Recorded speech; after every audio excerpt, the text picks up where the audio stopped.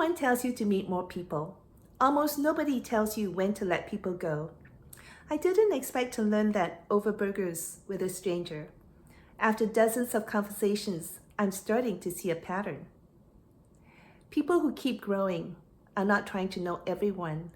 They're incredibly intentional about who stays close.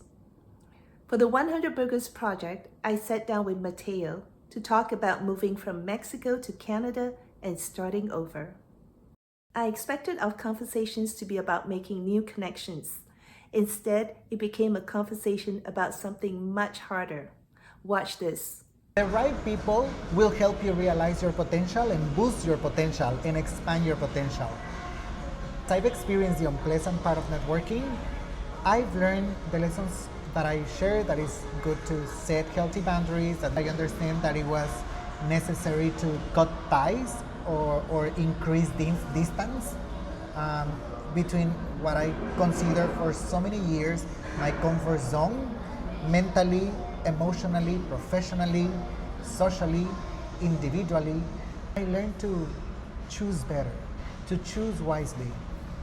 Growing is recognizing that not everybody is going to be with you forever. Some people are for a season. That wasn't a conversation about making new connections. It was a conversation about protecting the relationships that actually matter. That's when something clicked for me.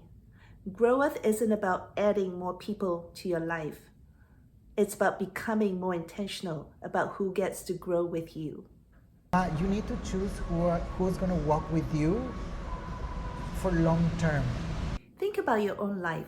Who are you holding on to simply because of history, even though you're heading in different directions?